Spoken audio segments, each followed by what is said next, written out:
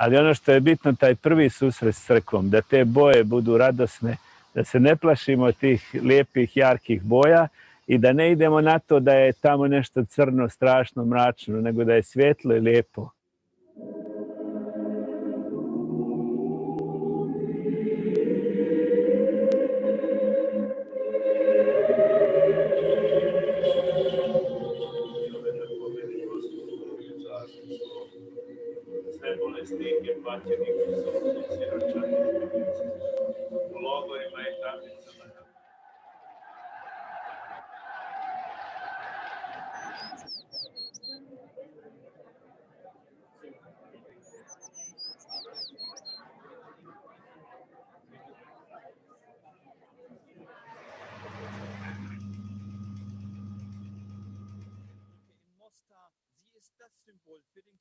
Serben, Kroaten und Bosniaken zwischen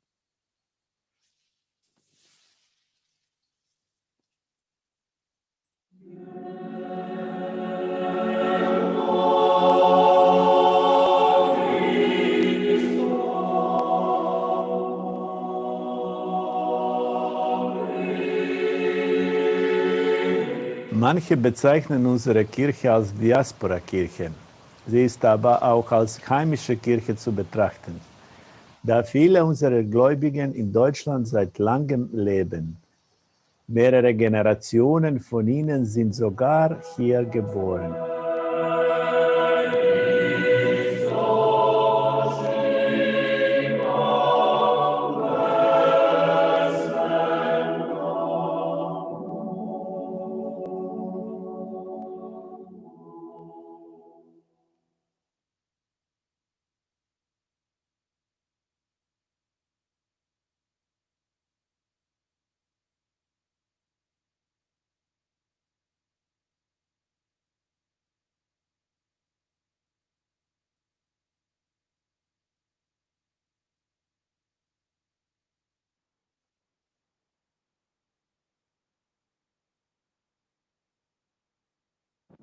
Welcome to our panel on the role of the diaspora in regional relations. I would like to welcome Michael Martens, Southeast Europe correspondent of Frankfurter Allgemeine Zeitung, as moderator of this session.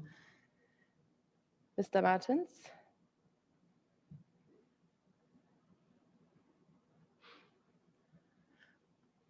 Okay, I would suggest we give it a minute. We seem to have lost Michael Martens.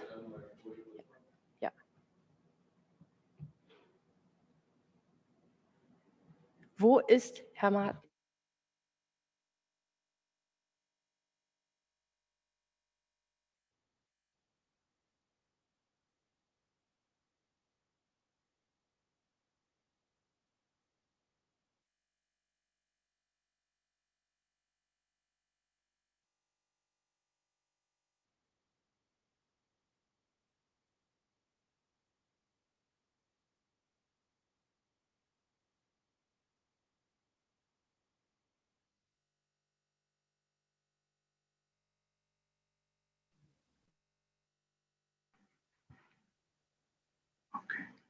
Hello, can you hear me? Okay, I cannot hear you for whatever reason. Okay, I will. You can hear me, right? Okay, so I will start talking, but something is strange here because I heard anything fine until 5 minutes ago. Now I don't hear anything. Can the moderator maybe? I mean, the technical support, could they maybe call me to discuss what could be wrong here? We can hear you. Can you hear me? Yes, now I hear you. Hello? Yeah. Can you hear me? Okay, now I hear everyone. Okay, great. All right, okay, so sorry for the slight delay. Welcome to the conference, New Young People, Migration and the Demographic Challenge in the Western Balkans, respectively, to our panel, the role of the diaspora and regional relation, the second panel of the day, and if I'm not mistaken, the last regular panel of this conference, a panel which I would like to give a subtitle called Influence Beyond Remittances, ?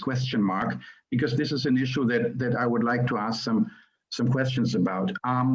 Let me briefly introduce you the 5 panelists. For the sake of simplicity, I will do it in alphabetical order, and I'll do it really brief because if you're interested in more extensive CVs, you can find them on the conference website.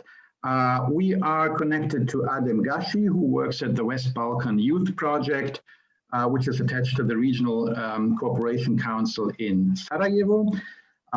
Then we will be talking to Nikola Kandic, lawyer and project assistant, also based in Sarajevo, if I'm not mistaken. He is with the Youth Council of the Federation of Bosnia and Herzegovina. And then we have Lumni Yusufi, who joins us from Berlin, I suppose. All right. She is a linguist and researcher at the Department of Slavic and Hungarian Studies at the Humboldt University in Berlin, but she has also worked with various universities in Southeast Europe, or with the Technical University in Dortmund and the Ludwig Maximilians University in Munich. From Skopje, we are joined by Silvana Mojsovska, who is professor at the for International Economics at the Kirill and Methodius University in Skopje. And then there's Nermin Oruč with us, who is founder and director of the Center for Development, Evaluation and Social Science Research in Sarajevo. So we have a 3/5 majority for Sarajevo in our panel, and coordinator of the Western Balkans Migration Network. Let me just briefly tell you what we are planning. For just in case, I prepared 3 rounds of questions for everybody, which of course I might adapt according to how our debate goes. But actually, I'm only planning right now to ask the first set of questions, and then we would like to immediately open the floor to the other people who might have joined and hopefully joined us via Zoom, so that you can ask your questions. And only if no questions or not enough questions would be coming up, I would go with the second and third round of my own questions. A technical remark for the questions: use either the Q&A function or this raise hand function. Mrs. Esch has promised to help me a little bit with the moderation. I have been, like all of us, in a lot of Zoom conferences since March this year, either as a panelist or as a listener, but not yet as a moderator. So I hope I'm not going to mix it up, as obviously I managed already in the very first minute of this panel, but I hope I'm not going to make any other technical mistakes here. And okay, I went introducing you in the order of the alphabet. Now I would like to go the other way around and start with Nermin Oruč, founder and director, as I said, of this Center for Development, Evaluation and Social Science and Research in Sarajevo. And you provided this conference with a very comprehensive and interesting paper, which of course I've read in preparation for this moderation. And there is one issue that I found particularly, I mean, there are many issues which I found interesting, but one which I really would like to ask you about, to share more details with us. You state in your paper that, I'm quoting, there is evidence of a difference in political views in the results of elections when votes in the diaspora are compared to the votes of the local populations in the country. You also urge, if I understood you correctly, a simplification of voting process and attracting diaspora members to get involved in elections. And you propose reserving seats in the respective parliaments for diaspora members, which, as you write, could be an effective way to increase the interest and participation of diaspora voters at elections in their home countries or countries of origin.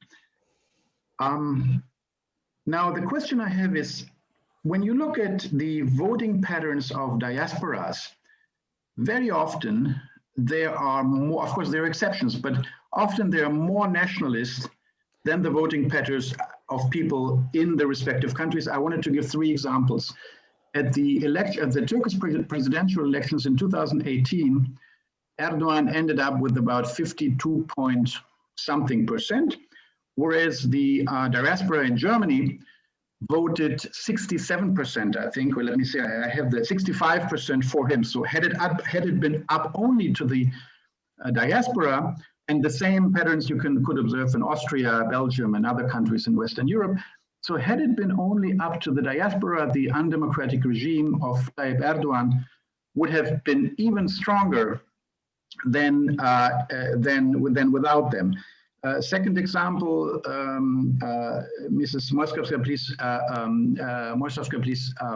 correct me if I'm wrong, but if I'm not mistaken, in Macedonia, it was Prime Minister Gruevski and his nationalist Vimro party who introduced 3 reserved seats for the diaspora because they figured that they would be winning them for their line of policy, which I think in 2011 also happened.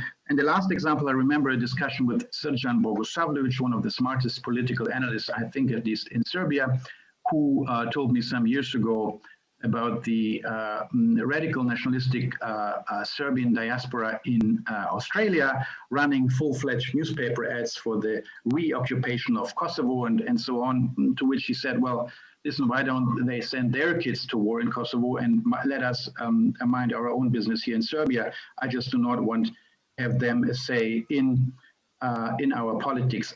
I gave these examples because I wanted to prepare a question, which is, do you really believe, what makes you believe that involving the diaspora, reserving seats for them in parliaments where it hasn't happened yet anyhow, would really have a beneficial influence on the domestic political landscape? Well, this argument about large involvement of diaspora, can you hear me? Yes, I like off and on. Go on, and then I will. Please go on talking. Yeah. Okay.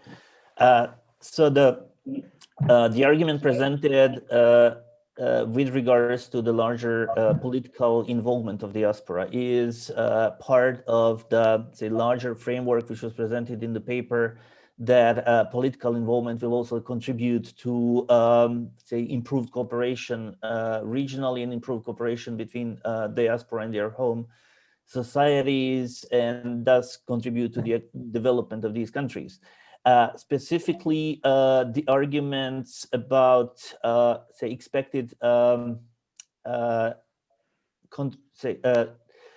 role of diaspora in, say, democratization or, changes of political regimes even is based on evidence such as a paper by Tena Prelec about voting behavior of Serbian diaspora in presidential election 2017, and also on the, say, following the patterns of emigration of people from these countries, mainly, and this can be, say, contrasting behavior or contrast to Turkish diaspora.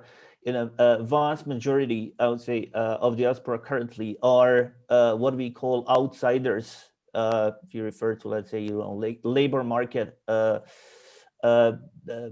behavior or access, these people are usually the ones that are not well integrated into these political establishments, are not part of the, say, regime and control over state resources, and thus, as such, they are usually, as we can see from the evidence, the ones that are best and brightest, but not really having an opportunity to actually,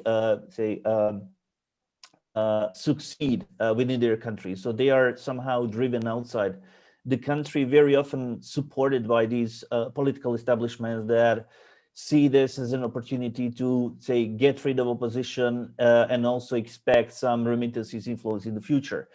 And I was referring to some examples where we have, bilateral employment programs with Germany in a situation where we are already lacking such a labor force. This, say, can be an evidence of, say, the interests or motivation of the current political regimes. When we talk about, say, nationalistic behavior or feelings of diaspora community, I would still say that it may be because nationalists are louder, are more present in these, I don't know, communications or media, or but if we look at a composition of diaspora, which is changing, I think we still have some prejudices towards diaspora based on, say, their involvement in 1990s. But then at a later stage, evidence I mentioned, some, from Serbia, some evidence mentioned in the elections in Albania and Kosovo suggests that we actually have different kind of behavior and influence or political views of this diaspora community, and also the recommendation for involving diaspora through parliamentary seats is something that is already being mentioned in Kosovo, for example. So there are some initiatives, not yet materialized, but already initiatives for that. And I think this is the reason why it didn't happen yet, compared to, for example, Croatian parliament having seats for, Croats from Bosnia, expecting or being quite aware of, which party will gain majority of votes from these voters. I think the reluctance of local governments to include these people, in parliaments or more strongly in the political lives, I don't know, even through, easier voting procedures such as electronic voting, is because there is expectation, or there is a feeling of threat by this diaspora community, because they know there is increasing number due to recent immigration flows of people who would vote against current political regimes. Okay, thank you very much. And don't get me wrong, I didn't want to say that your assessment was wrong. I just had the impression when I went through it that it might have a lot of facets. And of course, you're right. In the Serbian case, which you mentioned in your study, that's like a counterexample. You have another counterexample, I would dare to say, in Romania, where the diaspora was very important in the protests against Liviu Dragnea. But then again, I think there are other examples, so that deserves maybe a separate conference for separate studies, or maybe they are, and I'm just not aware of them. Thank you very much for the first round, but maybe we can get back to this in the second. And now, because I'm going backwards in the alphabet, I have a question for Silvana Mojsovska, whom I cannot see right now in my, in my computer here, but I guess she's there. Yes, I see you now. Hello. Hello. You also contributed a comprehensive study for this conference, which of course I also read, and also a lot of interesting inspiration in this paper. In the paper, among other things, you advocate increasing the mobility of professionals in the Western Balkans through mutual recognition of professional qualifications, I'm quoting again, and by removing obstacles to the mobility of students, researchers, and academics. This approach, you write, could promote intra-regional migration. Now, I think while there's no person in his or her right mind who would be against promoting intra-regional migration and reducing obstacles, such as recognizing diplomas. We all know this is an never-ending issue between Kosovo and Serbia, for example, but also in other countries. I was just wondering, would this really make other indications that this could actually make a substantial difference in the sense that, like, why would people from one country where people are leaving from in masses move to another country where people are leaving? I mean, for academics, I believe especially would be great if there would be more interaction and movement, but then again, academics and journalists, for example, are irrelevant in terms of numbers and GDP influence. Would this really make a difference? I realize, of course, that this was only one of the ideas you proposed, but what kind of difference do you think could it make? It could make a difference that it will encourage so-called circular migration, because it's easier for people to come back from the countries in the region, and that became very visible now with the situation of COVID. So for anyone that was close in the countries nearby, it was easy to come here. The idea here is actually related to CEFTA, as there is a process of recognition of professional qualifications within CEFTA. And but so far nothing has been done actually, because the processes are really complicated. And anyone who went through a process of recognition of a diploma, let's say in North Macedonia from Serbia, it's a very complicated procedure. And then it's a paradox, but it's easier to go and work in Germany, for example, than to get a job in the region. And if we are talking about staying in the region, then we have to think about that. But here, although I put it as an idea, I must say there is also one threat that we must be aware of. This professional recognition of qualification, mutual recognition of professional qualification has been advocated within CEFTA and as part of regional cooperation. And it is very much encouraged by the European Union. But on the other hand, no one has opened the question how to relate that to the process of EU integration, because many people were eager to go to Croatia because it was closer to the European Union. And when it entered the European Union, many questions remained open, like, okay, no, so now what with these people that are from these Balkan countries? So this could help people to remain in the region, the professionals, but also these questions need to be open. We could not see the regional cooperation a part of the EU integration. And we must admit EU integration is far more appealing for the people than the regional integration. May I add one question here? I mean, you mentioned it's incredible complicated to get to move from Northern Macedonia to Serbia and get one's papers recognized. Can you maybe, if you know more about it, tell a little bit, why is it so complicated? Are the governments aware of it, and why are they not doing anything about it if they are aware of it? I think they're aware of it because they are the ones who stipulate the procedures, how to make the nostrification of a certain diploma. And Balkan countries are not, they don't have a preferential treatment or something. So what is applicable for, let's say, a diploma gained in Austria or any other country is applicable also for the Balkans, no matter that the systems were quite similar before. So the procedures themselves are quite complicated.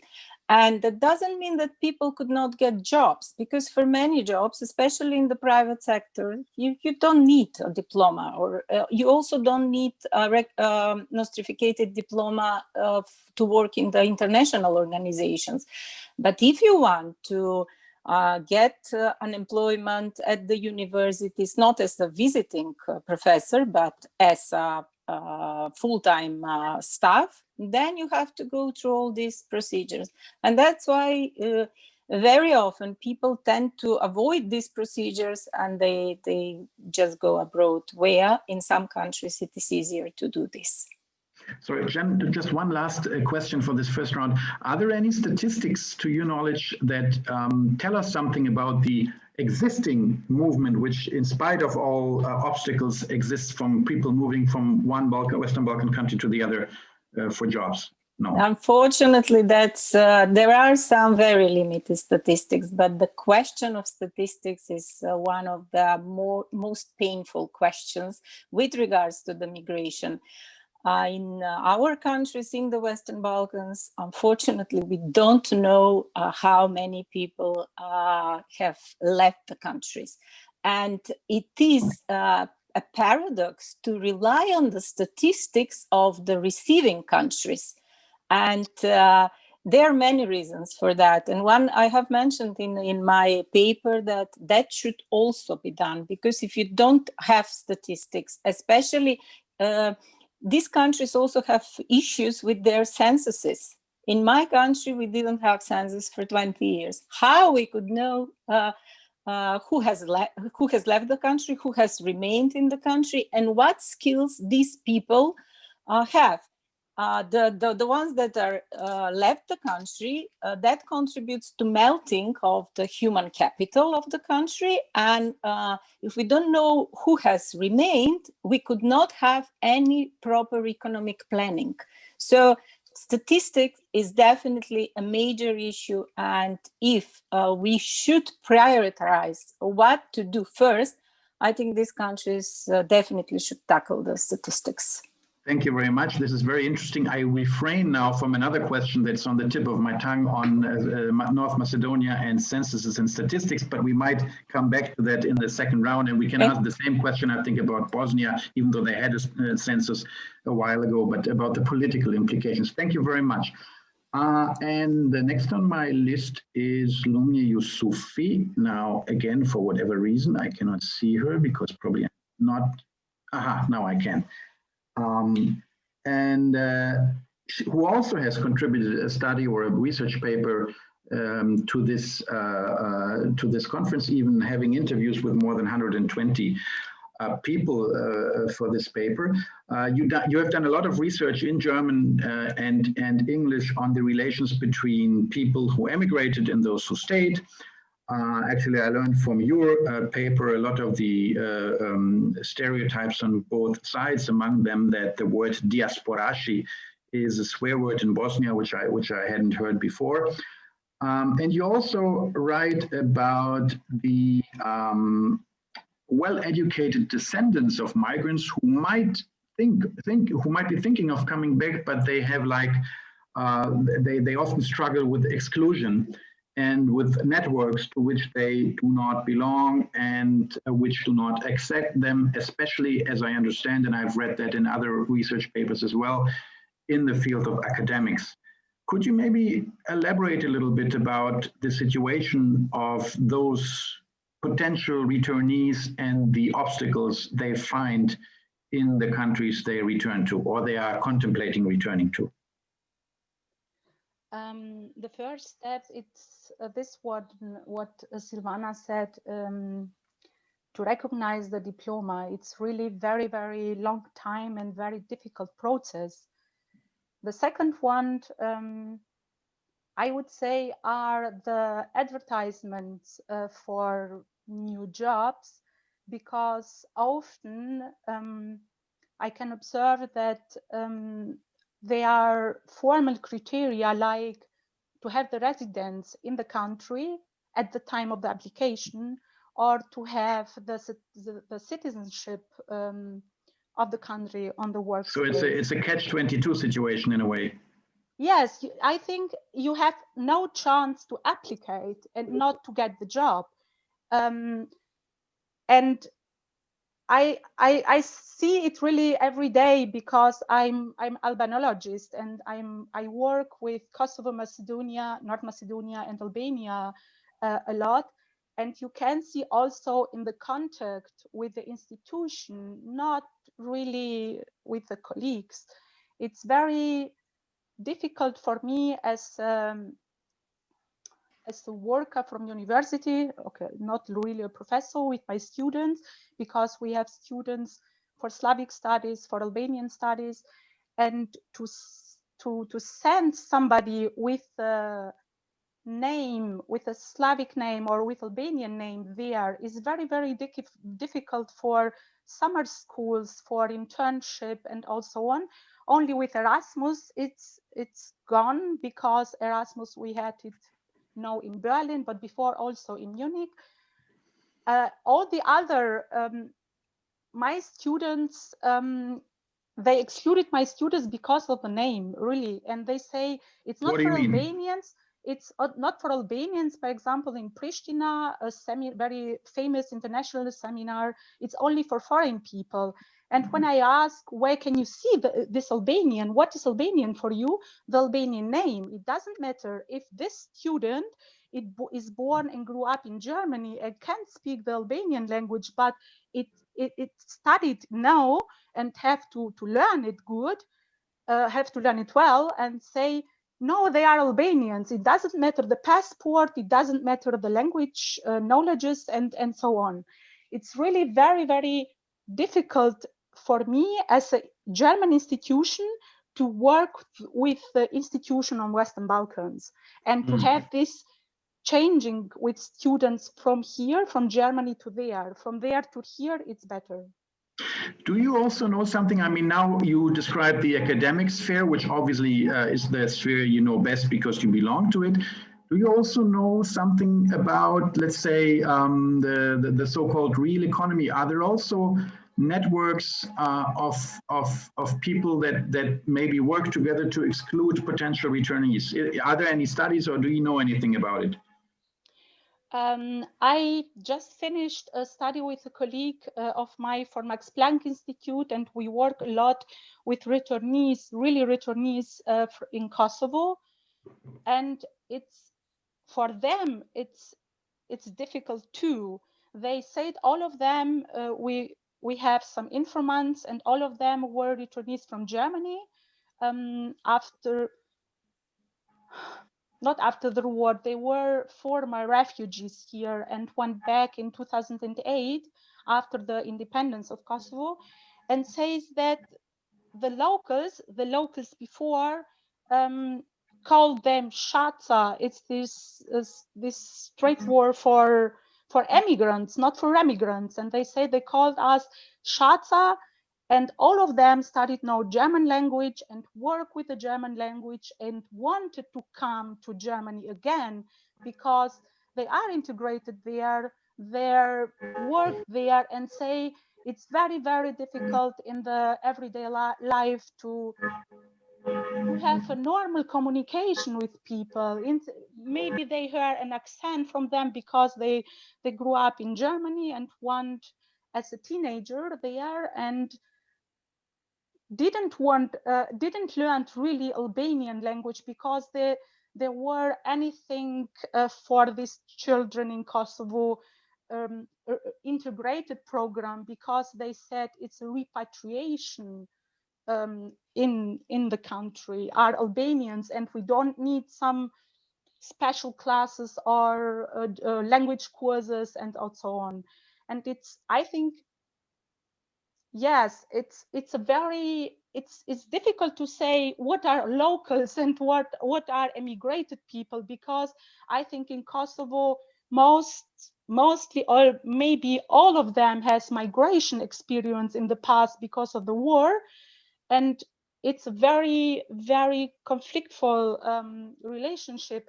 In Kosovo is worse than in other Western Balkan states.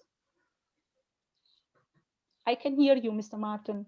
Because I got the message that the operator muted me because probably we had church bells in the background. This was not meant to be now, but that's how it happens sometimes. All right, thank you very much. And then I am going on to Nikola Kandic. Sorry, I have to. Yes, now I can see you. Hi. You work with young people a lot, and you belong to them by your generation also. Could you maybe, on a not now on an expert level, but on a general level, explain a little bit? We read a lot about in those studies mentioned before, or generally in studies on migration, about how the reasons to leave your country have changed. I mean, in the case of Bosnia, obviously they have changed because it's not the war anymore driving people out, but also how people do not, like how there's a difference between the gastarbeiteri in the 60s and 70s who left for work, and now people who are not necessarily only leaving because of a career and prospects and with a better job, but because they believe they would not like to live in a society which, as they perceive it, does not judge them by their merits, but by their connections or the right party membership or whatever. Can you maybe, if this is the case, I mean, if not, be free to tell me that it's not, but if it is, could you elaborate a little bit about what young people, what is the trigger for young people to contemplate leaving, and have there been any shifts in the latest years maybe? Oh, thank you on the question. Do you hear me? Yes, I hear you perfectly. Oh, great. Well, as you said, I work with the young people every day, and we have a lot of different stories and a lot of different answers. What are the main reasons for young people to leave their countries from the Western Balkan 6. At the first place, that is a question of unemployment, and the reason for their leaving countries are finding job. But that's not the only reason. In the last few years, there are other reasons, like people in Western Balkan 6 countries don't believe in the system, in political system in their countries. They believe that the level of corruption is high. Not only the level of corruption in the governments, but also in educational system, in the healthcare system. And we can say that today young people in the Western Balkans don't feel safe. Not that they don't feel safe that someone will kill them, but they don't feel safe at any aspect of life. If you are going to university, you are not sure that you will get enough knowledge, or if you are going to hospitals, you are not sure that you will get the right healthcare or something like that. But what is important for us, like youngsters for Western Balkan 6 countries, is to talk about diaspora, because we see diaspora like a bridge between our countries and diaspora in other countries abroad. We really believe that we can use the knowledge of diaspora as a tool in some processes. Probably the main issue for the Western Balkan 6 countries is the issue of economy, and we really believe that diaspora need to be included in this region in the way like diaspora direct investments. And we really believe that our governments need to make a better economic environment for diaspora, because why someone who is from Bosnia and Herzegovina and now lives in Germany and have enough money to invest in Bosnia and Herzegovina will invest in Bosnia and Herzegovina if economic environment is not good. That's probably one of the ways how we need to improve situation in the Western Balkan 6 and to become better economies. Also, what is important for us, yes, is to have some strategic plan or some really good survey about structure of diaspora. Today we are speaking about diaspora like about rich people in Germany and Austria, but maybe that's not the case in every case. What is happening with our diaspora who is not rich in Germany or in Sweden? And today is a problem also that we don't know the numbers of the people who live abroad and who are the part of our diaspora, and also the question about from Professor Mojsovska about migration between Western Balkan countries. For example, I'm born in Montenegro in 1992, and I live more than 25 years in Bosnia and Herzegovina. If you ask anyone from the Western Balkans, is Nikola diaspora? He's not diaspora because he lives in a country which is similar to the homeland, the language is similar, situation is similar.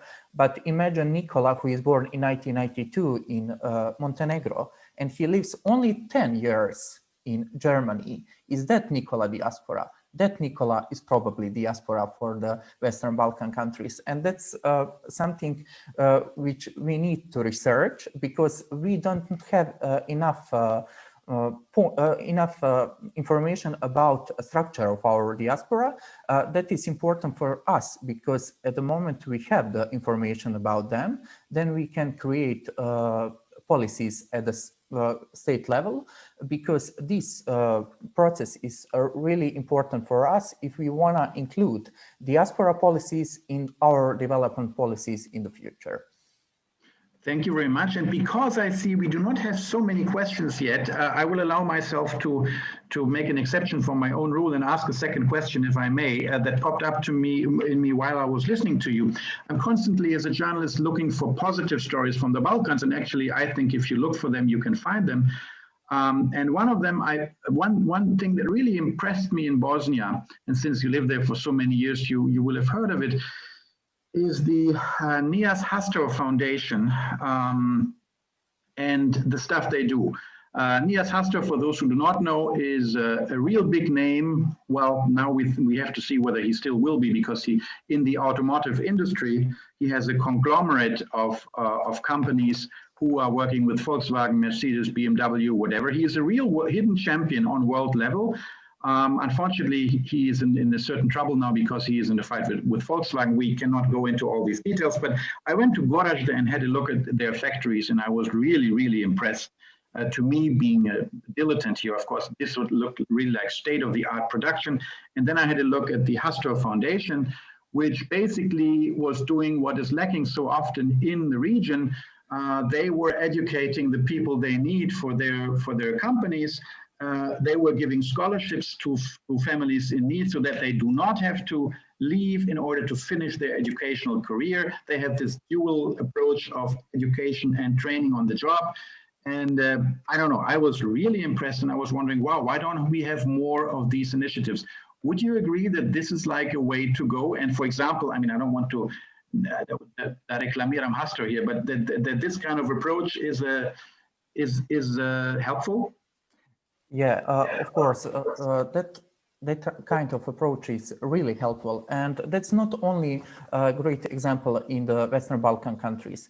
There's a lot of different councils of our diaspora groups in other parts of countries which are helping our students with scholarships and something like that. But what is important, that are individual cases. We need to have reforms in our countries, because that reforms need to be from the top to the bottom.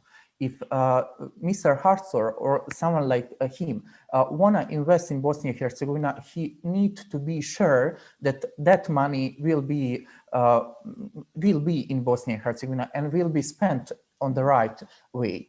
That's the reason why we need reforms, because in the societies like Bosnia and Herzegovina and all other Western Balkan countries, as I said, one of the biggest problems is corruption, because we don't believe in our educational system, in our political system, in our judicial system. And that's the reason why we need these reforms before we ask diaspora to invest money. After that, we can think about that we need transfer of the knowledge from the university professors and academics from the Western world, or maybe we also can ask diaspora to invest money, and to invest that money in universities, in charities, in companies, in any other way.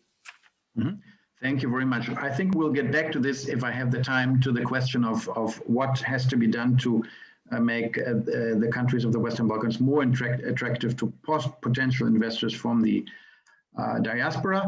But now I want to close the first round with the question to Adem Gashi. Hello. I hope you can hear me. No? Yes, Okay. Mr. Martens. Yes, hi. You're connected. Sorry for having kept you waiting so much, but it was a very interesting first round. Well, something I think we should ask it. I don't think it's in the papers yet, because they obviously were researched and written quite a while ago, but that we should include, and it was partly mentioned, of course, already in yesterday's panels, for example, the one that Tim Judah moderated. What influence has COVID-19 on the entire question of migration, circular migration, and so on? We heard yesterday in the panel, I forgot who said it, that the remittances in Bulgaria went down by, I think, by figures of the National Bank in Sofia by 65% or something. So obviously, I mean, this, for all of us, we wouldn't be sitting here staring at computers if it wasn't for COVID-19. We would be seeing each other, hopefully in Berlin or in another nice place. This has had a huge impact on everyday life. How has it impacted, to your knowledge, migration plans of young people? What do you know and hear about that? So So yeah, it's a challenge. I mean, when being like the last one in the conference, to add something valuable in the sense of you can also decide to ignore my question and answer another question which you find more important. But maybe you can just with 1 or 2 sentences go on. So it's but nevertheless, I mean, it's the part I mean of the region in this aspect. It is the part of the brain gain has not been actually addressed yet in the sense of be it specifically in the economies or the region as a whole. In the sense of the economies, it's still, I mean, the migration issue has been swept under the rug, I believe, in this part, and the discussions have not been opened and thoroughly addressed the key push and pull factors that are affecting all the economies in the region. And maybe I'm going to jump quite quick to the conclusion, but it is the part that we see and the experience that we have. It is if we don't deal with this issue at the regional level, I mean, also with diaspora and with different issues that concern, if we don't deal with at the regional level, then next year we don't have to convene another conference on youth and diaspora and the region at this level or any other level, because the problems are going to be the same. We're going to be discussing all about the same issues. And luckily, I mean, we had the opportunity, as I said, it's a blessing sometimes to be like on the end, as you may hear, like from innovative and bright minds about different activities, different actions, different researches that they have done. And it was mentioned also what diaspora is serving to the region. On one side, we were talking about very qualified diaspora, and as well as talking about the issue of lack of the data about the diaspora, and at the same time, what do they bring to the region when they come, or how they are received in the region.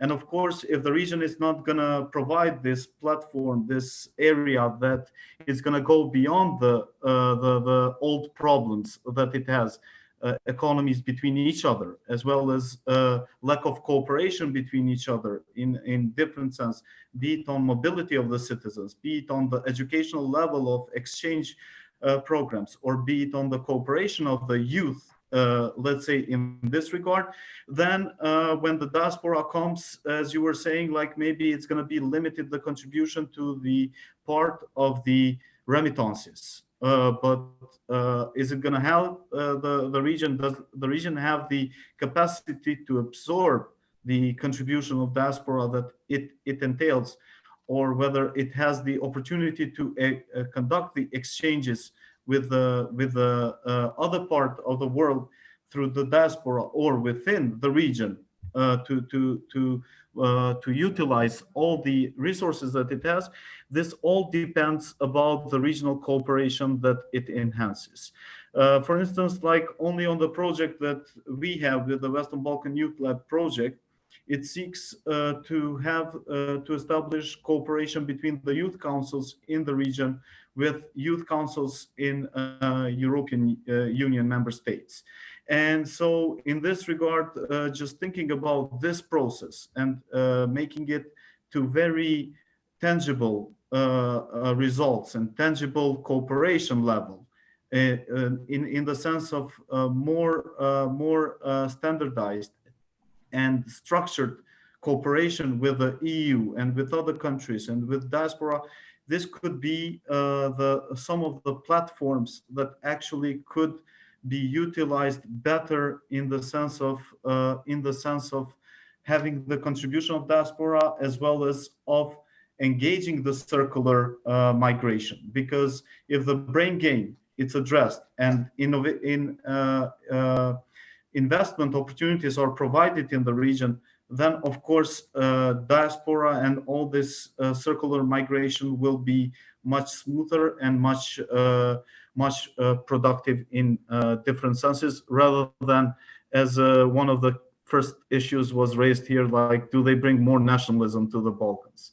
If we are offering nationalism, of course they're going to bring nationalism. If we are offering cooperation and innovation space and opportunity space, then they're gonna be contributing to this part in that sense. Okay, maybe they'll bring both nationalism and money. That goes together very often. But anyhow, we can go on this in a second round, maybe. Thank you very much for this first round. Now, I would like to ask Mrs. Esch, I'm just afraid if I push a button, I'll kick myself out of this panel again. I think there are 3 questions. Mrs. Esch, could you read them out? I think that's what we agreed.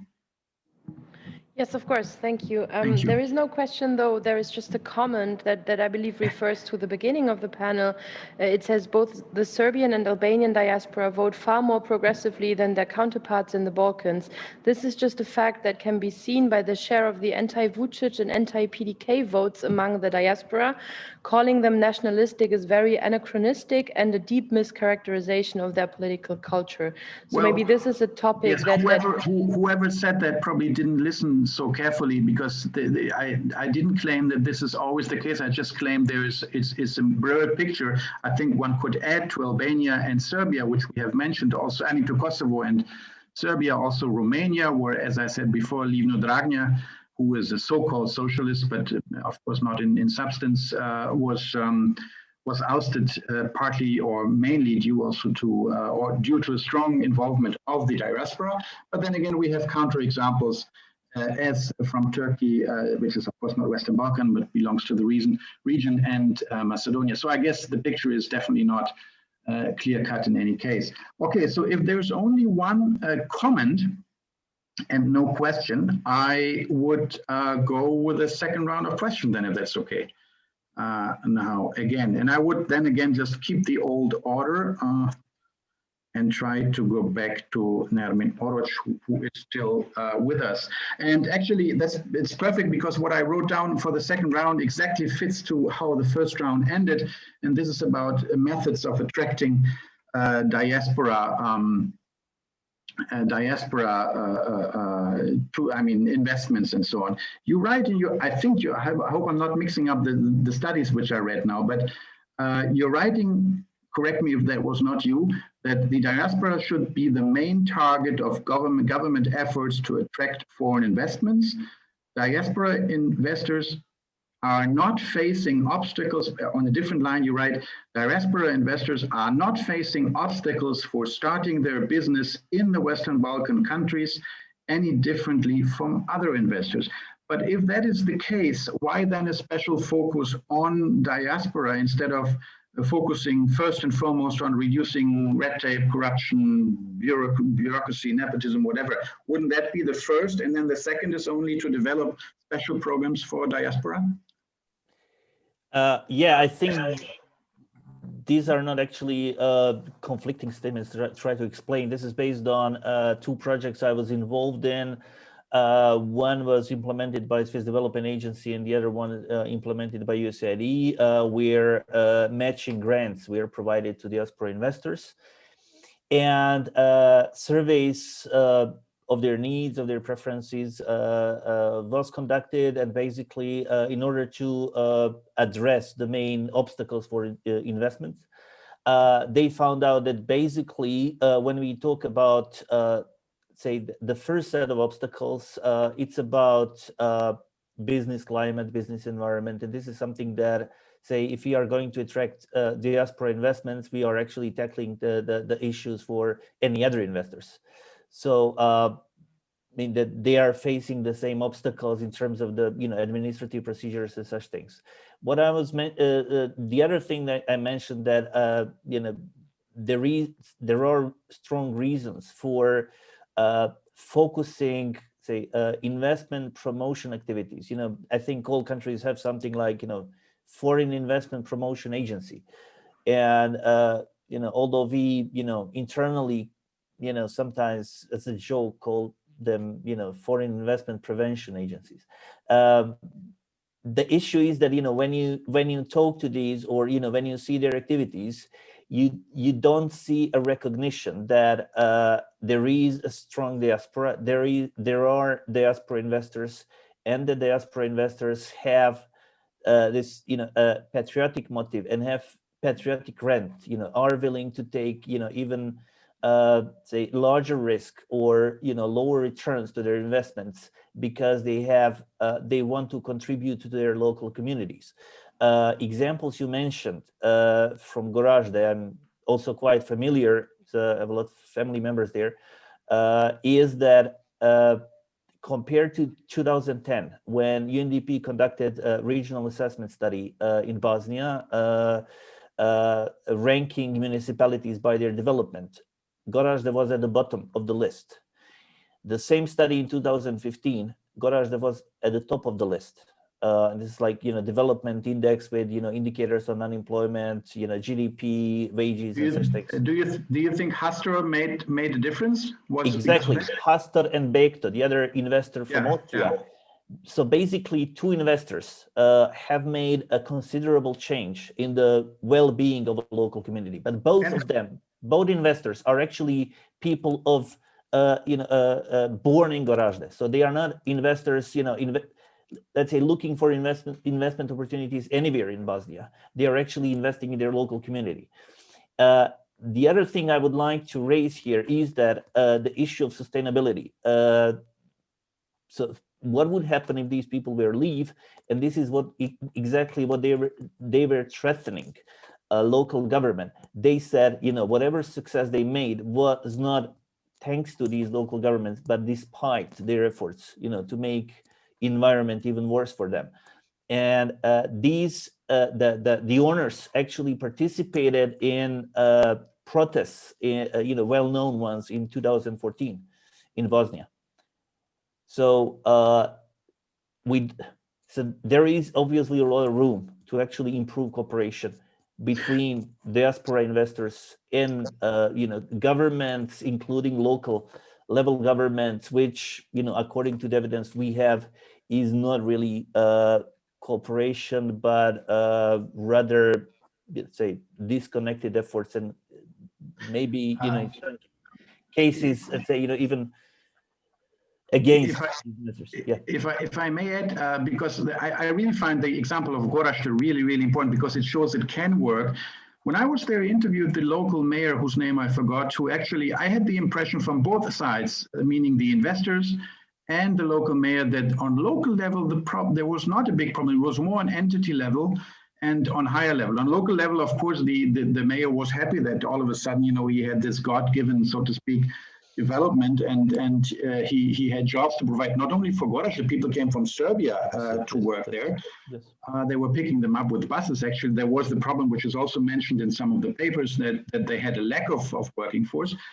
But then on entity level or state level, in the question of the highway and so on, that was really a problem. And then really it was interesting how one of the biggest taxpayers can actually not be heard by on entity level or state level with his projects. I would like to interrupt this second round for a second, because I saw one comment which I would just like to add, and we have also one question. The comment is by Tim Judah, who said, don't forget that also Maria Sandu in Moldova was highly over the average supported by the diaspora. So we have another example here about, let's say, progressive influence of the diaspora. The more I hear about it, the pros and cons, or the different examples, I think this could be a topic for a separate conference, the political voting patterns and political influence of the diasporas.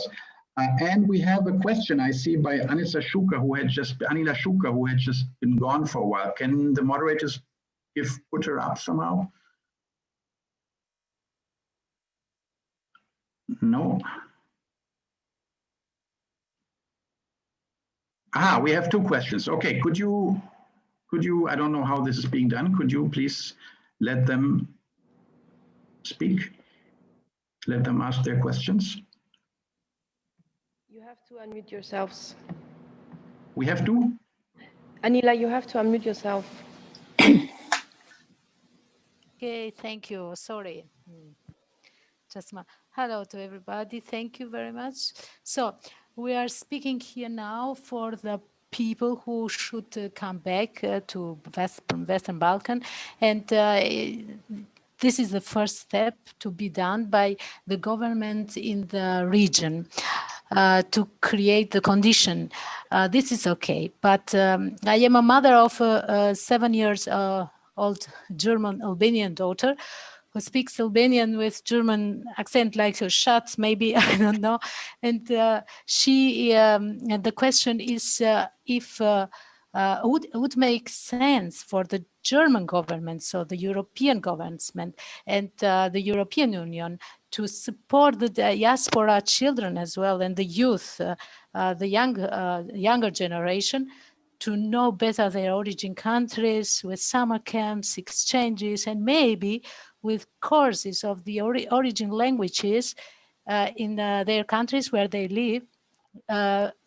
Because I remember in the time of Yugoslavia, this was well organized, and maybe this is something to be done like a contract. Thank you. Okay, so this was more a comment, I understand, than a question. Or would anyone like to react on what has been said? Then please make yourself known. No, okay, but we do have. Yeah, please go ahead. Yes, it is a very big conflict for a long time in Germany. This old rule for language courses for migrants in Germany, because this program was for children of Gastarbeiter, guest worker, to prepare them for going back. It was the program or the idea of Gastarbeiter. And after the wars in 1990 in Yugoslavia, the German institution or the German Bundesländer, the part, Republic, or what is in English, decide to stop this program, because they say we don't want to prepare these children for going back, because it's also the curricula of these classes. It was really not really good for integrating the children here in Germany. And if Germany pay these courses, it have to be in other concept of language courses. And the state of origins, mostly of them on the Western Balkans, didn't want to offer a new concept for languages, not as a mother tongue, but as a foreign language. There was a very big initiative in Kosovo and Albania together for the Albanian language. And the concept was the same like in Yugoslavia. They wanted to give it a broad, the same concept of language and national concept, and I don't know what, and history from the country, from Albania and Kosovo, but not a new one, with this idea for bilingual children, Albanian as a foreign language. It's not the same like in Yugoslavia time. Thank you very much. And we have another question from Nelia Aivazi. You must please unmute yourself, otherwise we cannot hear you.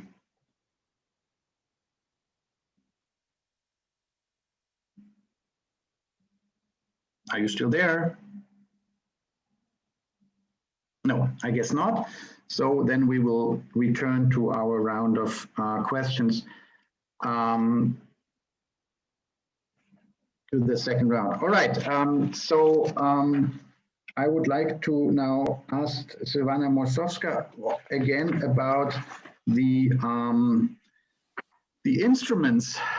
You mentioned SEFTA, the instruments to make it more, to enhance or to make investments from diaspora, from people from the diaspora more attractive. Could you, what instruments are there, and what instruments should be there, or what is not working properly about the existing instruments? Because obviously there's a lot to be improved. Could you elaborate on that a little bit?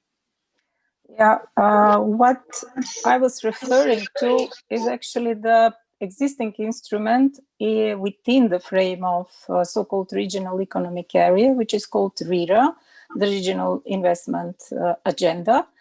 And I was commenting on that because it was developed within the frame of strengthening the regional cooperation, but actually, I would say without doing a proper sector diagnostic or what actually countries like and what is the potential they have.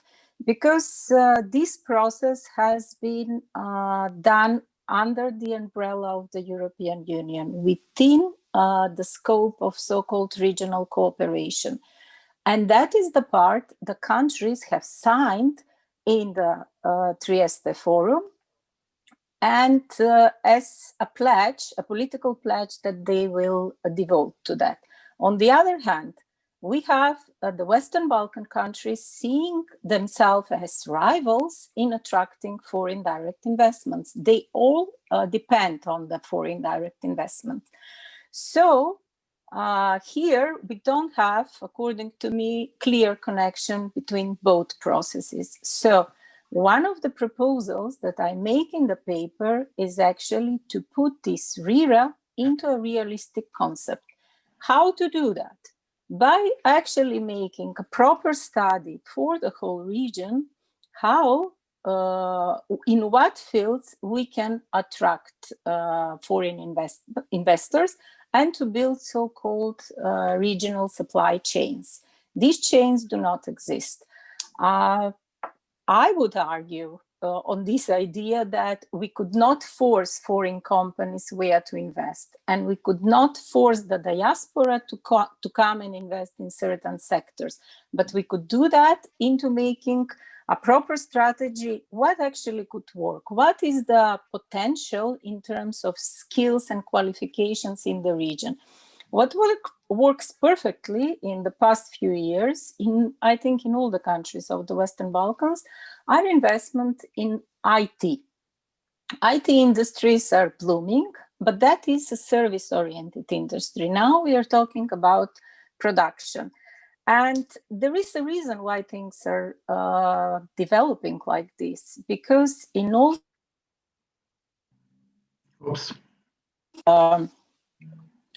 of investment, the countries were actually doing their best.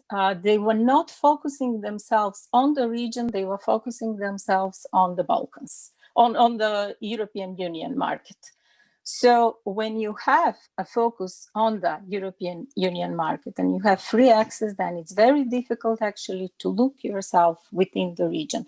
And that has to be changed. There are initiatives like this one that I've mentioned, the RERA and CEFTA and so on, but they need to get a policy content in order to make them work. Thank you very much. I lost you. I don't know whether it was only my connection for like half a minute or something, but I got most of it. I'm tempted to ask about the textile industry and ship a question, but I will go. I mean, maybe we can do that in another round if we. Well, actually, we have to do it at another occasion, I'm afraid. Mrs. Yusufi, one question that popped up when I read your study. What do you think, having been an immigrant and contemplating returning to one's home to be politically active, from your research, would that be more a liability or an asset in the view of the respective communities to which people might return? Political sphere? I'm sorry, I couldn't understand your question. Okay, like I mean, you're an immigrant from, I don't know, Macedonia, Albanian from Tetovo. You have been abroad 10 years somewhere, and you acquired some knowledge, some skills, whatever, and you decide to return in order to be politically active. And you describe in your research how there are stereotypes on both sides, how, you know, the people who stayed perceive those who left as arrogant, and how those who left perceive those who stayed as backward and whatever. So if you return, can you, I mean, maybe it's not possible to generalize, but I wanted to ask anyhow, if someone returns and wants to be politically active in the community that he or maybe even his parents or her parents once came from, would the fact that he or she has been abroad make him more or less attractive as a political actor to the people he tries to appeal to? I think no, because the critic for the immigrants are always, if we want to discuss about the political situation there, everybody says and not really colleagues, but also in the family, they say, oh, you don't know how is it here. You have to live here, I don't know, a couple of years, and to pay your tax and to look for a job and to send your children in this very crazy school, and to go to the hospital with one doctors and also one. It's really very, very difficult. We have at the beginning of our discussion this problem with the votes and with the political opinion of diaspora. I think the diaspora is politically really a very big vacuum because they can't vote in the state of the residence. They have to vote in the state of origin, and they have to be updated in both countries, in the state of the origin and the state of residence. And I think it's really very difficult. And because of this vacuum, and sorry, it's very difficult to vote abroad. Because of this vacuum and because of this very big challenge, there is a very big chance, a potential to influence the migrants. I see here in Germany that the migrants don't make a difference between the different parties. They vote them who is very active, who organize the travel, who came here and speaks with them and said, how can we help you? It doesn't come later helps, but it's this concept. And I think that it's also the success of Erdogan, because Erdogan is in Germany very, very active. We have really a very big vacuum. I think if everybody is so active like Erdogan in abroad or in Germany, I think we will have a very different vote situation from migrants. And in the political sphere is very, very, very difficult. It's difficult in the state of origin when I'm discuss with my family about vote. For me, crazy vote and say, you can't imagine how is it here and you can't discuss with us. Thank you very much. And now I see there is an intervention from Adem Gashi, and then we have another intervention. Yes, please go ahead, Adem. Yeah, sure. I mean, just regarding the regional economic area in the Balkans, that the RCC, I mean, works heavily on this agenda, and it's very ambitious actually. And in the process of the Common Regional Market for 2021-2024, there have been extensive consultations, and there is also a big commitment from the countries from the economies in the region actually to deliver concrete results on different aspects that are covered through this plan. And as well as, I mean, there have been also in the sense of the previous achievements in the sense of the digitalization and other aspects in the regional cooperation. We may mention just the roaming tariffs that have been reduced, and that is, I mean, of this kind of contribution, I mean, that has been very tangible for through these kind of actions. Then in this regard, just to mention, I mean, that we have to keep an eye on the other intervention that it's from the European Union that comes through the economic and investment plan for the Western Balkans, that it is going to be the 9 billion injection in the economies of the Western Balkans, that it is also one opportunity to look forward to and to maybe complement the local or the regional initiatives that are on this way. So just wanted to, in the sense of Ms. Majsowska's response and contribution in this aspect. Thank you very much. I realize it's really much easier to moderate a real life discussion because I am having now more questions and interventions. There is we have a question from or comment from Blerta Begisholi, for a comment, please. Could you make yourself heard and understood? Unmute yourself, please. Can you all hear me? Yep. Okay, perfect. So I had a comment in relation to your question and about how active and easy it is for youth of the Western Balkans who have studied. Hello? Oh, damn it. Hello?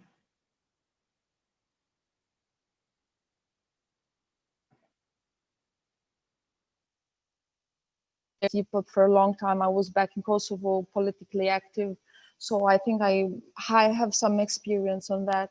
And the main difference is the political parties. You have some political parties who are very much looking forward to attract young talents who have studied abroad, who have experience abroad, and you have the ones who still live with this old mindset, who are maybe as part of their discourse use this idea of attracting foreign social capital and foreign students coming back, but actually do not implement that. And if you, as a young person, try to go back, it will be a really hostile environment in a way which will not welcome you in the way you expected it. So I think it really much depends from the Kosovo example. It depends from the political party. Would you be willing to say which parties are more welcoming and which might only, you know, pretend to be welcoming for immigrants? You don't have to. You don't have to. I might try to give a more general answer. I have the impression that the parties that belong to the right wing, the parties of the after the war parties, as we call them in Kosovo, are less open for foreign young force, whereas the social democratic ones are the ones on the left are more open. You were careful not to mention names, but I think everyone knows which parties you meant. Thank you very much Thank you for your intervention. Okay, so now I wrote down so much that I'm getting confused by my own handwriting. Aha, yes. Something I wanted to ask Nikola Kandic, and I'm trying to find him now here on my screen. Hi. Now, we keep hearing for years, and there's this great research by Tim Judah and others about, you know, how in certain sectors, especially healthcare, you know, there's more and more there are more and more shortages. Actually, having been a hospital patient in Belgrade myself some years ago, I experienced this firsthand as well. But can you, I mean, have you in your daily life experienced, for example, let's stay in the health business, let's be concrete, in the healthcare sector. Have you experiences, or do you know firsthand accounts of people who actually run into trouble because their health system was understaffed, be it in Sarajevo, be it, because I think there it's even more extreme, somewhere in smaller towns or even villages? Is this happening? Is this an experience that people know about? I mean, that many people experience? Well, we have paradox in this situation. I now live in Sarajevo, but I'm from one small town at the south of country, and in that small town, at this moment, maybe we have only 30% of the necessary medical workers in a hospital. And but you mean the town in Montenegro where you're from? Yeah, I'm born in Montenegro. After that, I'm raised at the south of country, and now I live in Sarajevo. That's all migration, but not to the Western world, just inside Western Balkans. Well, and we have that situation, but there is one paradox. We still have the medical workers who are unemployed in Bosnia and Herzegovina. And that's something what is not easy to explain, how that's happening in Bosnia and Herzegovina. And maybe I like to use that word system and systematical measures, but all these problems we have today are part of the systematical measures and our country have different agreement with Western European countries about medical workers, especially with Germany, and not only Bosnia and Herzegovina, also Serbia and other countries in the Western Balkans 6. But what is a problem when you live in Sarajevo today is because in this moment the narrative about medical system is really bad. Maybe the narrative?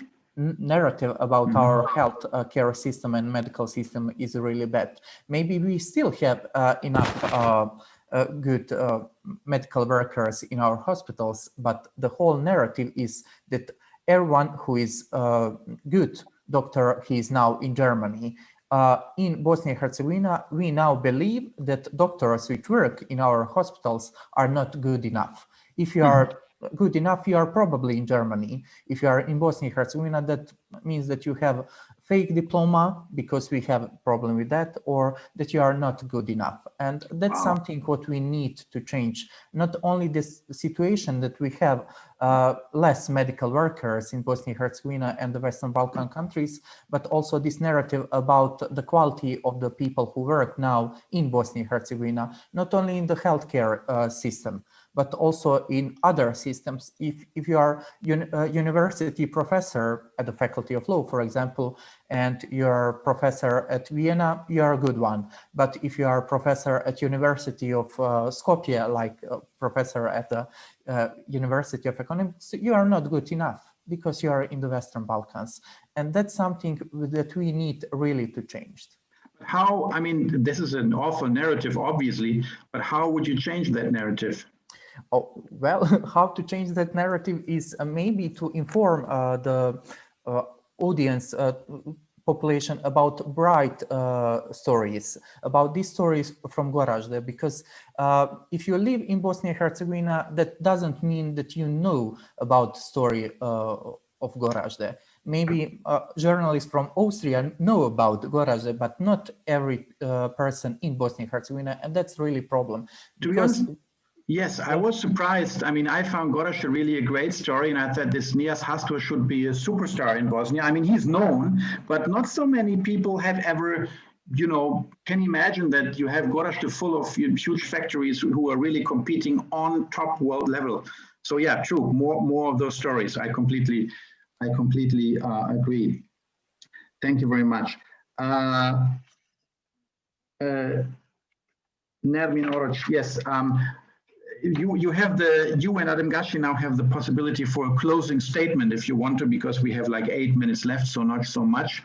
If you summarize, like on a to-do list, what should be done to change narratives, and then indirectly reality, what would top your to-do list? Am I the first to start? Yes, please. Okay.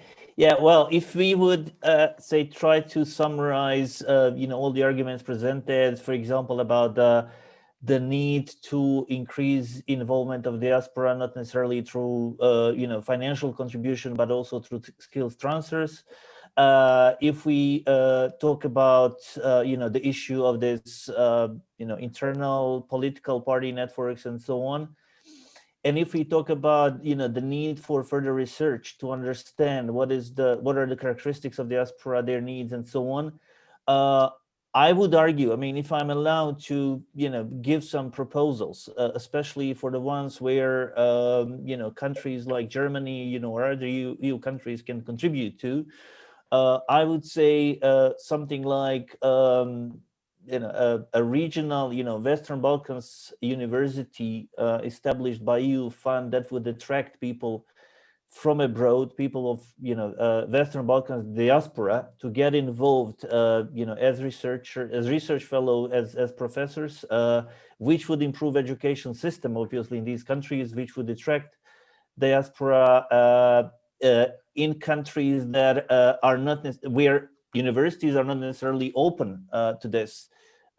This would be, I think, proposal on the top of my list. I may be a bit biased, as an academic, but it seems to me, when we hear all these stories, this seems like, a no-brainer, I would say. Yes, you want to comment? I like the idea. European Union funded regional Western Balkans University, seated where? In Sarajevo, of course. Okay. Well, no doubt on this panel with 3/5 majority for Sarajevo, that would be the result. And we stay in Sarajevo for the last question to Adem Gashi. And I would also ask you to somehow summarize your plan for for tackling the Western Balkan migration crisis. So, as I said from the beginning on, if we don't tackle this issue from the regional perspective, I mean, we are going to continue to discuss on these matters again and again. And I like very much, I mean, the idea of Nermin that was mentioning that there should be initiatives that address the part, I mean, he mentioned through education, but there could be also IPA funds that could be allocated to tackle this part of the diaspora and contribution relation with the Western Balkan economies in this regard. And what we will be doing, it's the part that even as a project that we are with a youth lab project that we work in, it's to try to make the youth to increase their participation in decision making in order for these all these conditions that exist, legal, infrastructural, market, environment, and everything, to to correspond with the needs that are for those that are going to be affected by that. So in this regard, not just to be consulted about these policies, but actually to be involved in designing the solutions and everything, in order to feel the ownership in both designing the solutions, but also implementing policies related to all these conditions that are making them leave the region, but as well as to make the region a favorable environment for the diaspora to come in, and besides the old talks and all discussions, to have a much more elevated level of contribution and exchange in both sides. So this is from my side. Thanks a lot again. Thank you very much. Mentioning IPA funds reminded me of a study. I don't know the title, but it will be easy to Google, which I found interesting. It's by the European Stability Initiative, one of the best think tanks I think we have in Europe. And they proposed a while ago as one measure, treating Western Balkan states financially, at least, as if they were already members, and making structural funds available to them instead of the IPA funds. Of course, on the notion of strict political conditionality. I found that a very interesting idea, even though, of course, there's a question of how politically realistic it is. But then again, that is nothing we can discuss today. Thank you very much.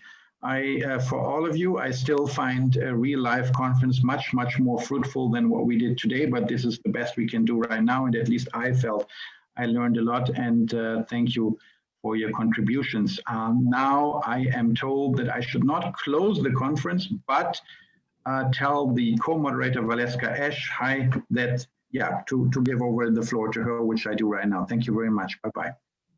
Thank you very much, Mr. Martens, and I couldn't agree more. We would obviously have loved to host all of you here in Berlin these days. We will continue in just 1 minute with some of our experts and partners who will briefly share their key takeaways from the past 2 days, and also with concluding remarks by Ambassador Schütz. We will continue in 2 minutes, so please stay tuned until then. Thank you.